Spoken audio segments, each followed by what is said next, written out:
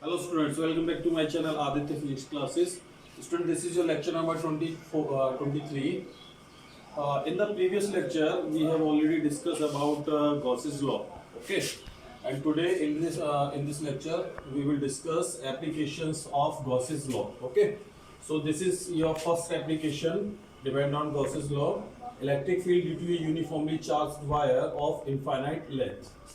Student, in the previous lecture we have already discussed electric field due to a uniformly charged wire of infinite length. We drive this derivation, but without using Gauss's law, and today with use Gauss's law. Okay हमको यहाँ पे आज जो derivation start करना है वहाँ पे हमको गॉसेस लॉ की हेल्प से करना है, और हम लोग इसी डेरिवेशन को प्रीवियस लेक्चर्स में कर चुके हैं, लेकिन वहाँ पे हमने गॉसेस लॉ की हेल्प नहीं ली थी। ठीक है ना, वहाँ पे विदाउट गॉसेस लॉ हमने प्रूफ किया था। ठीक है, सो मैंने आपको वहाँ भी बोला था कि देखिए जब हम लोग आगे के चैप्टर्स में, आगे के लेक्चर्स में हम लोग जब ये डेरिवेशन गॉसेस लॉ की हेल्प से करेंगे तब ये डेरिवेशन हमारा बहुत छोटा होगा, लेकिन उस समय जब हमने किया था तो कम से कम 2 से 3 पेज में ये डेरिवेशन हमारा हुआ था, और आज आप देखेंगे कि ये मिनिमम 1 पेज में आपका खत्म हो जाएगा। ठीक है, तो first of all we consider a infinite length wire. Suppose this is your infinite length wire,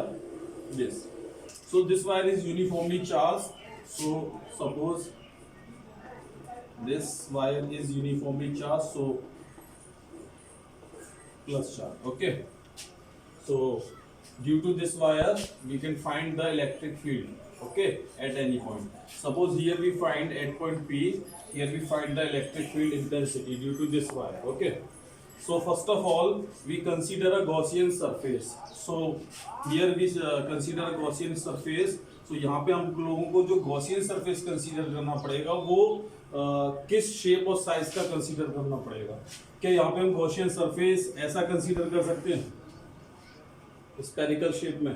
तो आंसर है नहीं कर सकते। क्यों नहीं कर सकते? क्योंकि अगर आप यहाँ पे इस तरह का गॉसियन सरफेस कंसीडर करते हैं तो यहाँ पे जो इलेक्ट्रिक फील्ड है उसकी सिमेट्री हम लोगों को देखने को नहीं मिलेगी। मतलब कि इस पॉइंट पे जो इलेक्ट्रिक फील्ड होगा वो कुछ और होगा, इस पॉइंट पे जो इलेक्ट्रिक फील्ड होगा वो कुछ और होगा। सो हम देखेंगे कि ओवरऑल ये जो गॉसियन सरफेस हमने कंसीडर किया है इसके हर एक सरफेस पे इलेक्ट्रिक फील्ड वेरी कर रहा है, चेंज हो रहा है, यानी उसको इलेक्ट्रिक फील्ड के हम लोगों को यहाँ पे सिमेट्री देखने को नहीं मिल पा रही है। तो इसीलिए हमको गॉसियन सरफेस ऐसा कंसीडर करना होता है कि जिसके हर एक सरफेस पे, हर एक पॉइंट पे इलेक्ट्रिक फील्ड की सिमेट्री हम लोगों को देखने को मिल जाए। तो इसीलिए हम लोगों को यहाँ पे किस तरह का गॉसियन सरफेस कंसीडर करना होगा? यस, सिलेंड्रिकल गॉसियन सरफेस यहाँ पे हम लोगों को कंसीडर करना होगा। तो ये हमारा एक इनफाइनाइट लेंथ वायर है, पॉजिटिवली चार्ज्ड है, यूनिफॉर्मली चार्ज इस पे डिस्ट्रीब्यूट हो रहा है। तो यहाँ पे हमने ये एक गॉसियन सरफेस कंसीडर कर लिया, और this Gaussian surface is cylindrical Gaussian surface.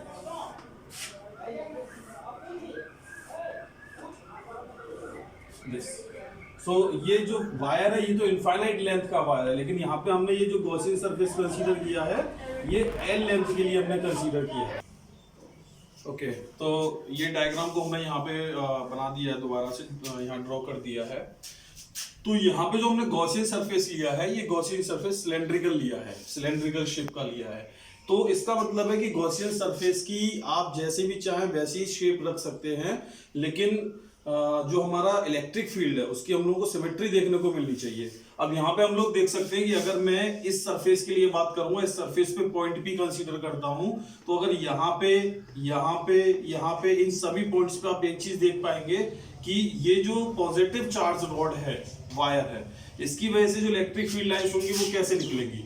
ये इलेक्ट्रिक फील्ड लाइंस निकलेंगी क्योंकि ये पॉजिटिव चार्ज है, और पॉजिटिव चार्ज से कहाँ होती है? बाहर की तरफ होती है, आउटसाइड। तो यहाँ पे जो इलेक्ट्रिक फील्ड लाइंस निकलेंगी वो इस तरह से निकलेंगी, ठीक है ना, या फिर इधर की तरफ निकलेंगी, इस तरह से निकलेंगी। ठीक है, तो यहाँ पे इस पॉइंट पी पे भी उतना ही फील्ड लाइंस इलेक्ट्रिक फील्ड होगा, इस पे भी इतना ही इलेक्ट्रिक फील्ड होगा, इस पे भी इतना ही इलेक्ट्रिक फील्ड होगा, इस पे भी इतना इलेक्ट्रिक फील्ड होगा, क्योंकि ये जो डिस्टेंस है ना सरफेस से इन पॉइंट्स का, ये डिस्टेंस सेम है। ठीक है ना, लेकिन पहले वाले केस में क्या हो रहा था कि अगर मैं यहाँ पे, और ये मेरा वायर था, और इस पे यहाँ पे मैं पॉइंट कंसीडर करता था सरफेस पे, या यहाँ पे कर रहा था, या यहाँ कर रहा था, तो यहाँ पे ये जो चार्ज है इसकी वजह से ये डिस्टेंस तो बहुत कम है।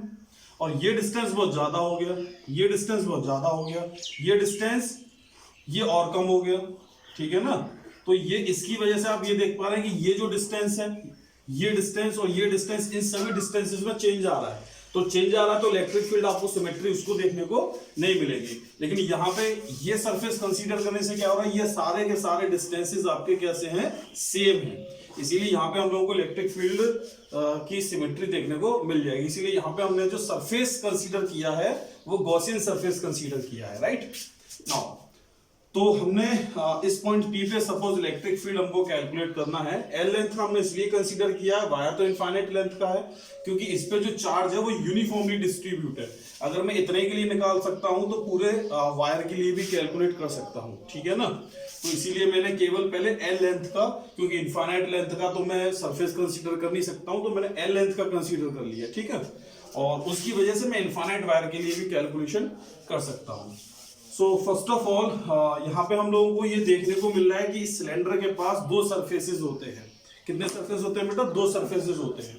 तो ये जो सरफेस है इसको हम लोग बोलते हैं कर्व्ड सरफेस, और इसको हम लोग बोलते हैं, ये जो सरफेस है, प्लेन सरफेस, ठीक है ना। ये प्लेन सरफेसेस होते हैं और ये कर्व्ड सरफेस होता है। सिलेंडर आप लोगों ने देखा होगा, उसका ये वाला सरफेस कर्व्ड सरफेस होता है और ये वाले सरफेसेस प्लेन सरफेसेस होते हैं।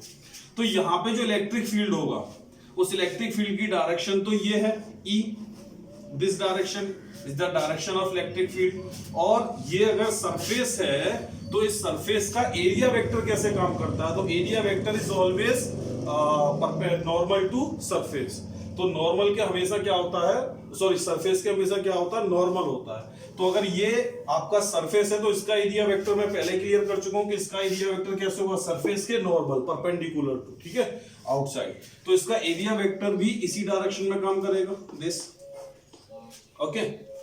अगर यहां पे हम लोग बात करते हैं, यहां पे हम लोग बात करते हैं तो यहां पे जो इलेक्ट्रिक फील्ड है वो तो ऐसे ही है इसकी वजह से, लेकिन ये जो आपका सरफेस है, ये वाला जो आपका सरफेस है इसका, यानी ये देखिए दिस, तो ये सिलेंडर है एक तरह से, और ये हमने यहाँ पे पॉइंट भी कंसीडर किया है। तो इसका जो एरिया है वो तो एरिया ऐसे है, ऐसे, ठीक है। और यहाँ पे जो आप एरिया का सरफेस कंसीडर कर रहे हैं, यहाँ पे जो आप कंसीडर कर रहे हैं, उसकी वजह से जो एरिया वेक्टर है वो कैसे होगा, क्योंकि सरफेस ऐसे है और सरफेस के नॉर्मल होगा तो ये होगा इस तरह से, ये एरिया वेक्टर होगा। लेकिन इलेक्ट्रिक फील्ड ऐसे है तो यहाँ पे एरिया वेक्टर की डायरेक्शन इस तरह से होगी, इस वाले सरफेस पे, प्लेन सरफेस के लिए। सेम मैं यहाँ पे बोल सकता हूँ कि यहाँ पे जो एरिया वेक्टर है उसकी डायरेक्शन तो ये है, लेकिन इलेक्ट्रिक फील्ड की डायरेक्शन ये है। तो हम लोगों ने यहाँ पे ऐसे करके तीन सरफेसेस को कंसीडर किया, ठीक है, जिसमें एक हमारा कर्व्ड सरफेस है और दो हमारे प्लेन सरफेसेस है। तो हमको अब यहाँ पे इलेक्ट्रिक फील्ड कैलकुलेट करना है ड्यू टू दिस सरफेस। तो क्लोज्ड सरफेस है, क्लोज्ड सरफेस के लिए गॉस लॉ हम लोग यूज कर सकते हैं। तो due to this surface, these surfaces, calculate the electric flux first of all. So electric flux, this is phi E, this is equal to closed surface, पहले तो हम लोगों ने कर्व्ड सरफेस के लिए ले लिया है, कर्व्ड सरफेस। तो फॉर्मूला क्या होता है, vector E dot vector dA, ये फॉर्मूला होता है भाई। यहां पे हमने स्मॉल ये कंसीडर किया, स्मॉल सरफेस जिसका एरिया dA है और ये पूरे सरफेस का एरिया A है। तो पहले हम स्मॉल के लिए कंसीडर कर लेते हैं, बाद में इंटीग्रेशन कर देते हैं, तो उसका मतलब क्या हो जाता है, पूरे के लिए। तो हमने स्मॉल के लिए कंसीडर किया और उसका इंटीग्रेशन कर दिया, तो इस पूरे प्लेन सरफेस के लिए ये फ्लक्स हमारा कैलकुलेट होके आ गया। नाउ प्लस, ये तो हुआ कर्व्ड सरफेस के लिए। अब बात करेंगे प्लेन सरफेसेस के लिए। ये हमारा प्लेन सरफेस है, इसके लिए हम लोग कैलकुलेशन करते हैं। तो closed integral vector E dot vector dA, यहां पे भी ये हो गया हमारा प्लेन सरफेस, प्लेन, और वो भी पहला वाला, या फिर चाहो तो आप इसमें 2 का मल्टीप्लाई करा दो तो दोनों प्लेन का हो गया, इस वाले प्लेन के लिए भी और इस वाले प्लेन के लिए भी, ठीक है। Now put the value here, so this is closed integral E dA cos theta, E dA cos theta, because कौन सा प्रोडक्ट है, स्केलर प्रोडक्ट है, तो cos theta यूज कर लिया, plus 2 E dA cos theta. Okay, तो यहाँ पे इस कर्व्ड सरफेस के लिए देखिए थीटा की वैल्यू कितनी है। तो आप देख पा रहे हैं कि जो इलेक्ट्रिक फील्ड है और जो एरिया वेक्टर है वो दोनों सेम डायरेक्शन में है इस कर्व्ड सरफेस के लिए। अगर दोनों सेम डायरेक्शन में है मींस थीटा की वैल्यू 0 है। ठीक है, तो यहाँ पे हमने थीटा की वैल्यू को 0 पुट किया। Close integral curved surface E D A cos 0 degree, right, this plus 2 E D A cos, plane surfaces के लिए देखिए इलेक्ट्रिक फील्ड ये है और एरिया वेक्टर ये है, तो इन दोनों के बीच ये एंगल कितना दिखता है 90 डिग्री। तो यहाँ पे हम लोगों ने थीटा की वैल्यू को 90 पुट कर दिया। So what is the value of cos 0 degree.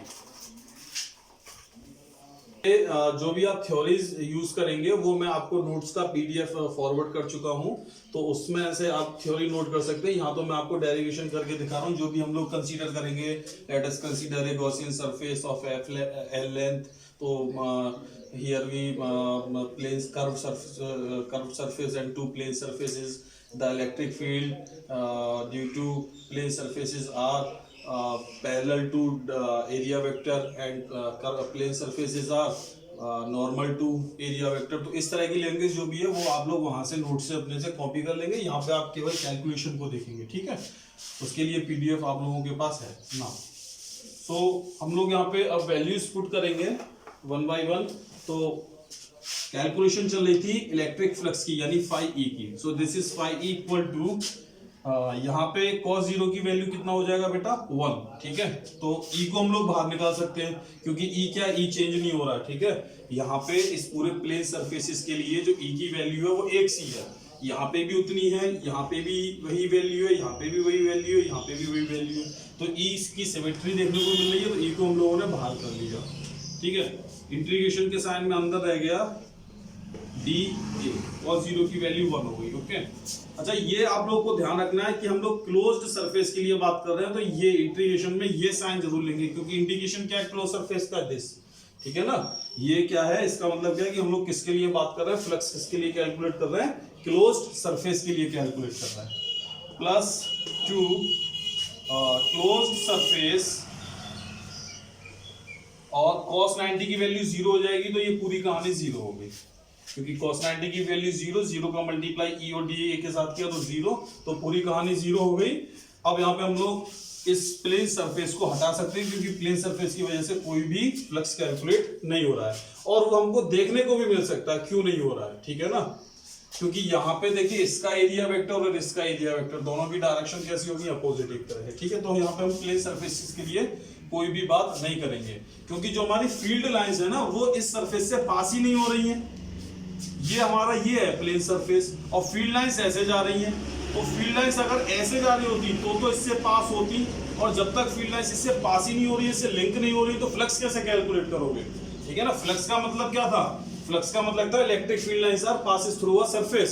सो उस सरफेस से अगर पासेस हो रही है, number of electric field lines passes through a या लिंक थ्रू अ सरफेस, तो इस सरफेस से तो पास हो ही नहीं रही है भाई।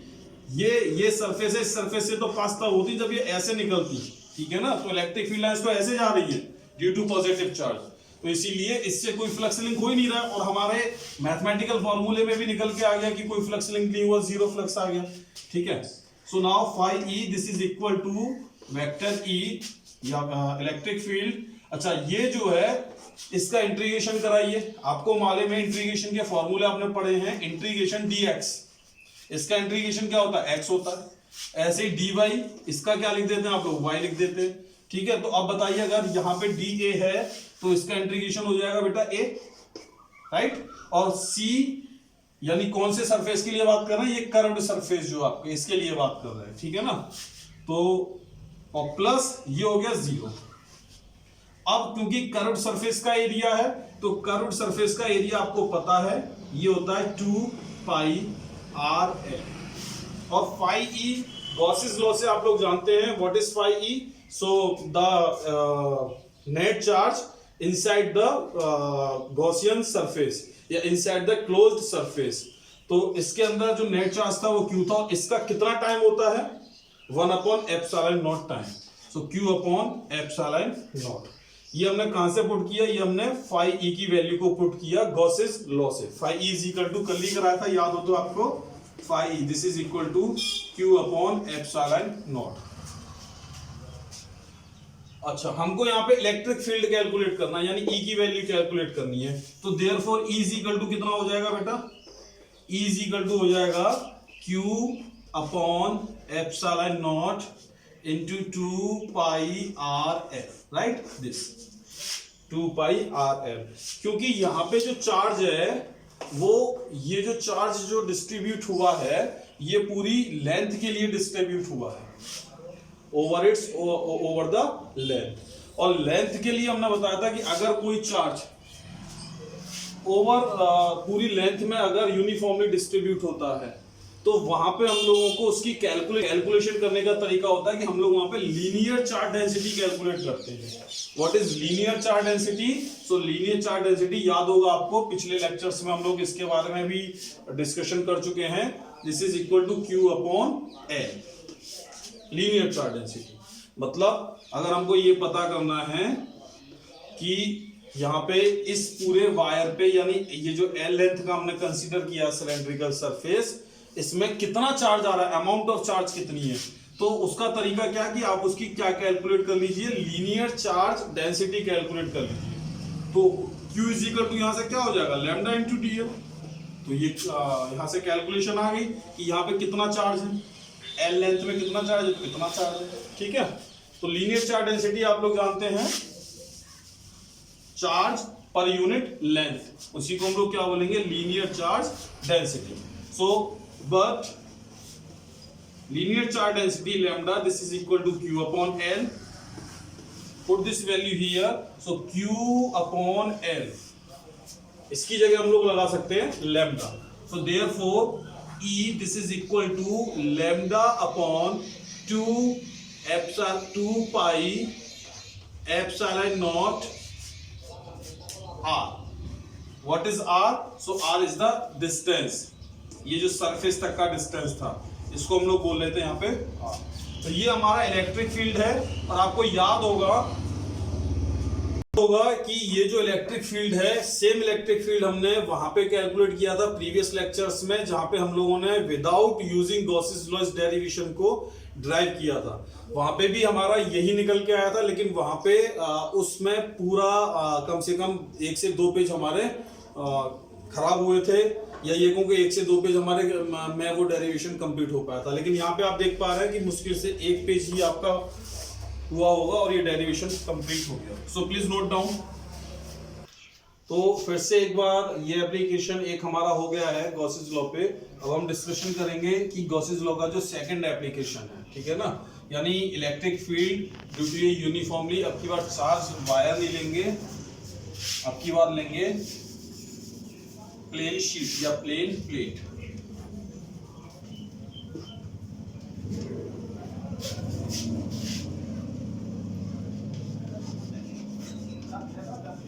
ऑफ इनफाइनाइट साइज, ठीक है, ये हमारी हेडिंग है।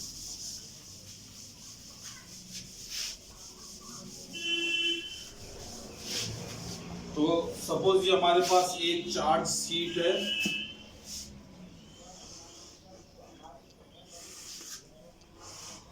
ठीक है।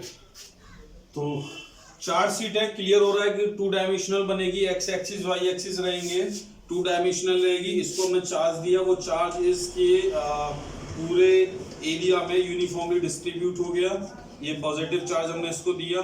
अब due to this positive charge हमको कैलकुलेट करना है इलेक्ट्रिक फील्ड, ठीक है, किसी भी पॉइंट पे, ठीक है। ये आपको क्लियर हो रहा है। सपोज ये इस तरह की हमारे पास ये शीट है, ठीक है ना, ये शीट है, और इसको जब हमने चार्ज दिया है तो वो ऐसे इसके पूरे एरिया में यूनिफॉर्मली डिस्ट्रीब्यूट हो गया, ठीक है। अब इस चार्ज शीट की वजह से सपोज इस पॉइंट पे या फिर इस पॉइंट पे या फिर इस पॉइंट पे या इधर कहीं भी हमको intensity of electric field calculate करना है, ठीक है ना, या तो यहाँ कैलकुलेट करना है या फिर यहाँ पे कैलकुलेट करना है। तो उसके लिए अब हम लोगों को कैलकुलेशन करना है, तो सबसे बेस्ट तरीका क्या, क्योंकि हम पढ़ क्या रहे हैं, हम पढ़ रहे हैं एप्लीकेशन ऑफ गॉसेस लॉ, तो हम गॉसेस लॉ की हेल्प से इजीली कैलकुलेट कर सकते हैं। तो कहने का मतलब ये है कि गॉसेस लॉ केवल हमको इसलिए स्टडी करना है क्योंकि इससे हम लोग बड़ी टिपिकल प्रॉब्लम्स को, जो बहुत ज्यादा हम लोगों को परेशान क्रिटिकल प्रॉब्लम्स होती हैं, जिससे हम लोग अगर हम वैसे कैलकुलेट करने बैठेंगे तो हमको बहुत ज्यादा कैलकुलेशन करनी पड़ेगी और ज्यादा टाइम लगेगा। लेकिन गॉसेस लॉ की हेल्प से हम झटाक से इसको कैलकुलेट कर लेते हैं। ठीक है, तो फिर से हम लोग यहाँ पे एक गॉसियन सरफेस कंसीडर करेंगे।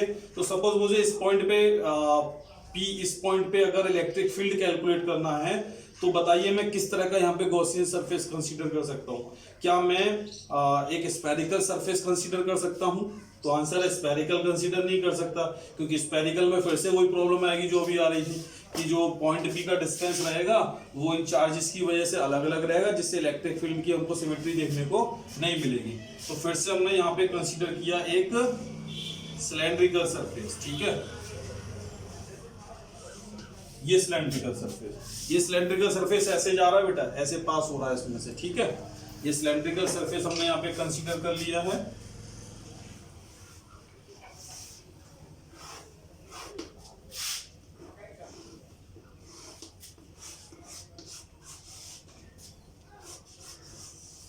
ठीक है, ये सिलेंड्रिकल सरफेस हमने यहाँ कंसीडर कर लिया। तो यहाँ पे ये देखिए, ये चार्जेस यहाँ पे आपको देखने को मिलेंगे, क्योंकि ये चार्ज इसमें इसके अंदर आएंगे, इस सरफेस के अंदर आएंगे। ठीक है, तो अब मान लीजिए आपको इस पॉइंट पे यहाँ पे इलेक्ट्रिक फील्ड कैलकुलेट करना है।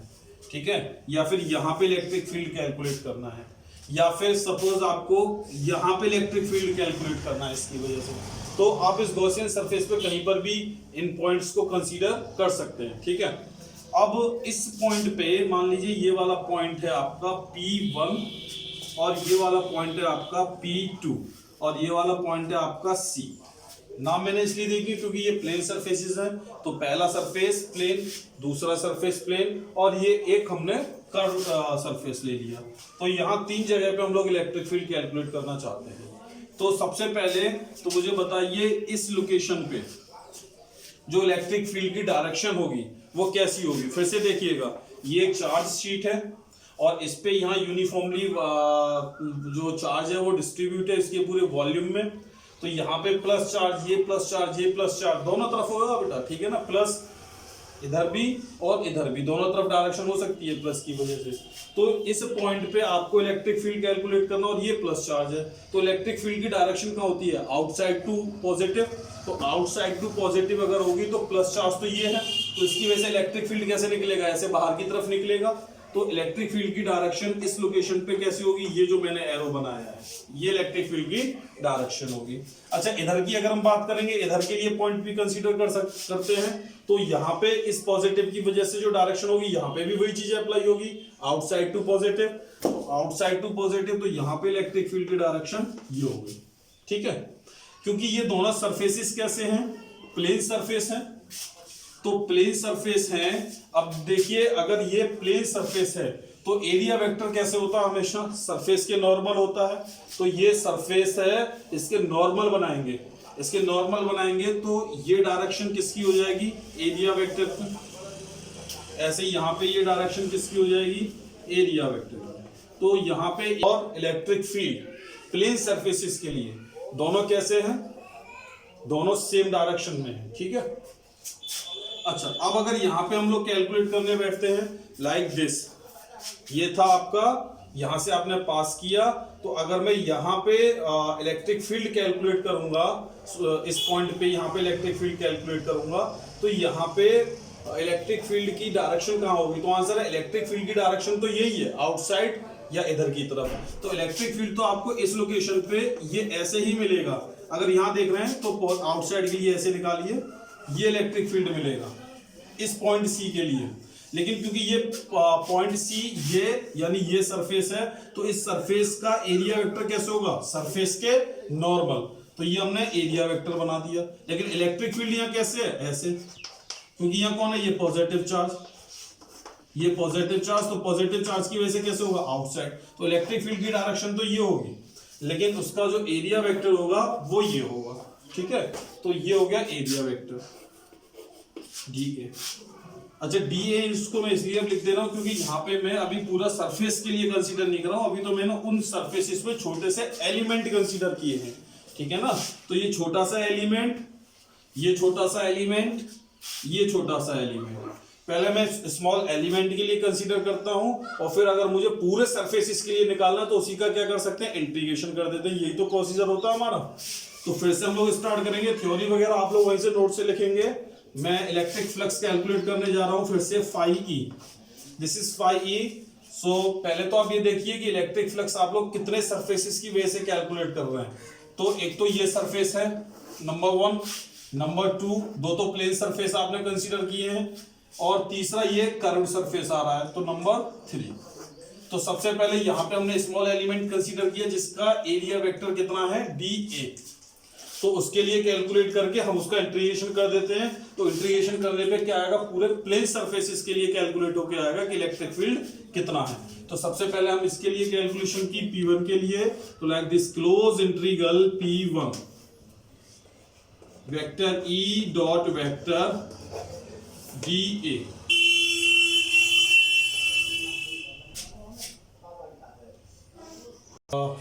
ये हमारा हुआ प्लेन सरफेस इस P1 के लिए पूरी कैलकुलेशन। पहले हमने स्मॉल एरिया के लिए निकाला फ्लक्स, उसको आपको तरीका मालूम है, फाई इज इक्वल टू आप लोगों ने ऐसे निकाला डी फाई ई।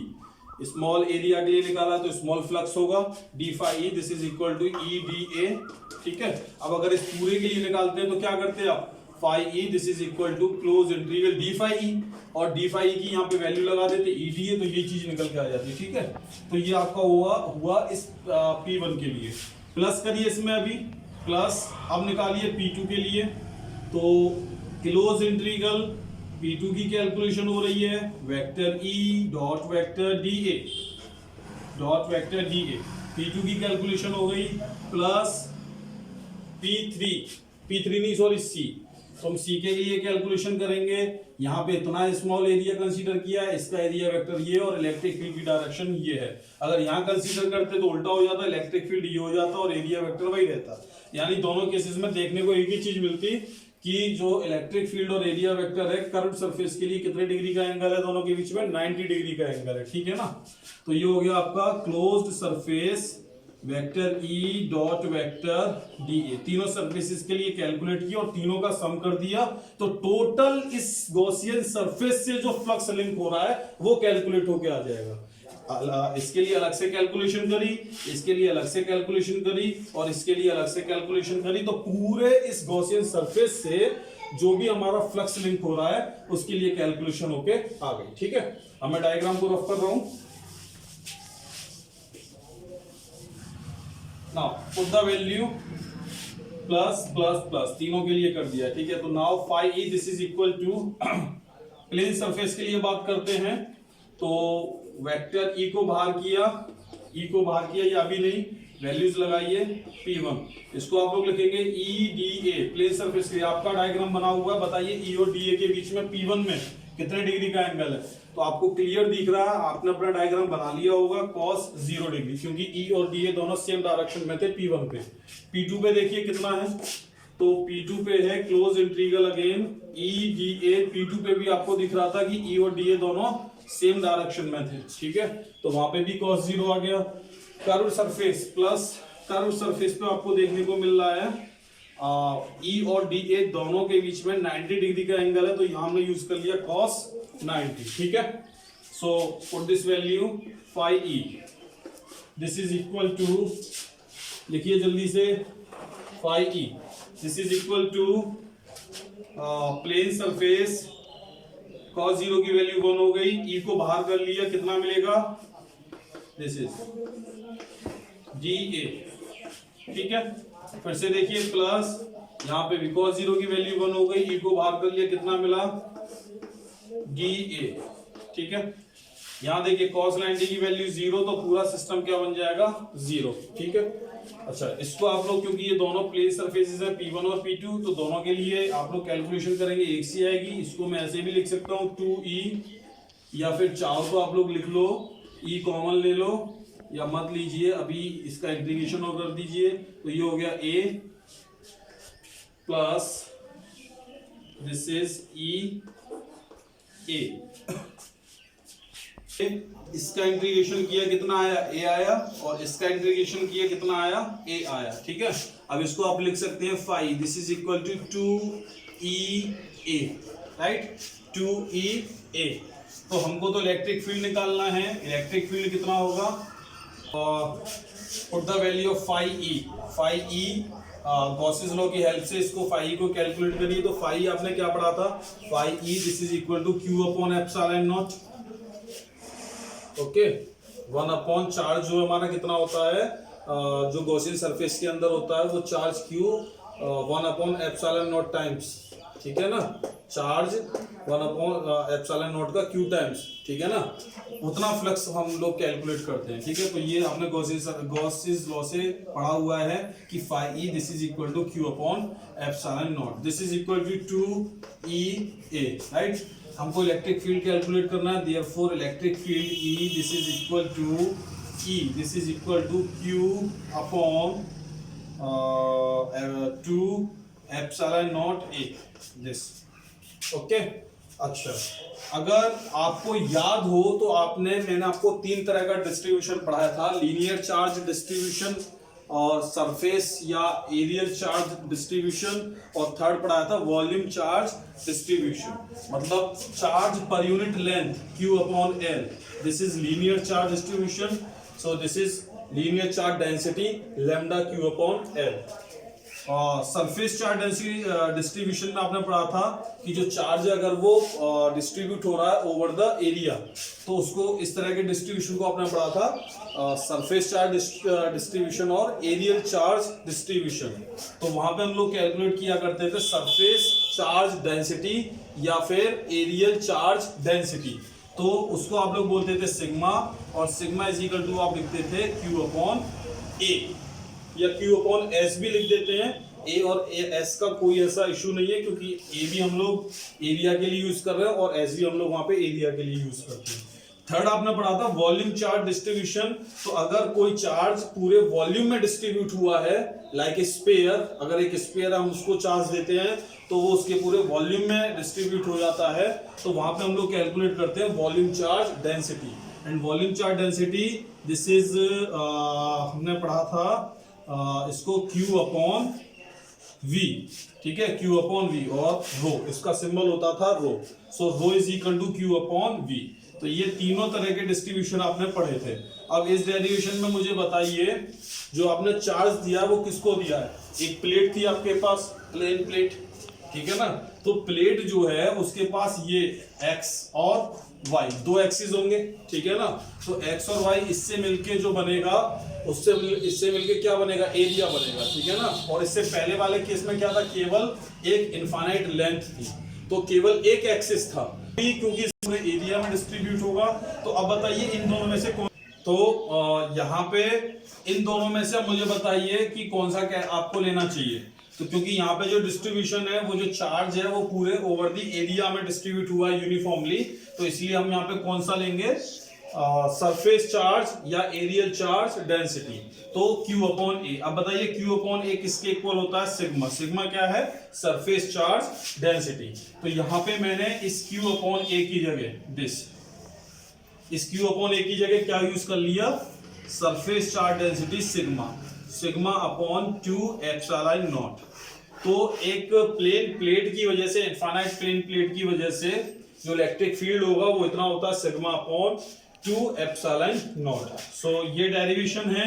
एक ये एप्लीकेशन होगी कि प्लेन प्लेट की वजह से अगर हम लोगों को इलेक्ट्रिक फील्ड कैलकुलेट करना है तो इलेक्ट्रिक फील्ड कितना होगा, sigma upon 2 epsilon naught. This derivation is very important because on the basis of this derivation we calculate or we will derive some other derivation. Okay, so please note down. Today we will close here. In the next lecture we will discuss again some derivation on the basis of application of Gauss's law. So thank you.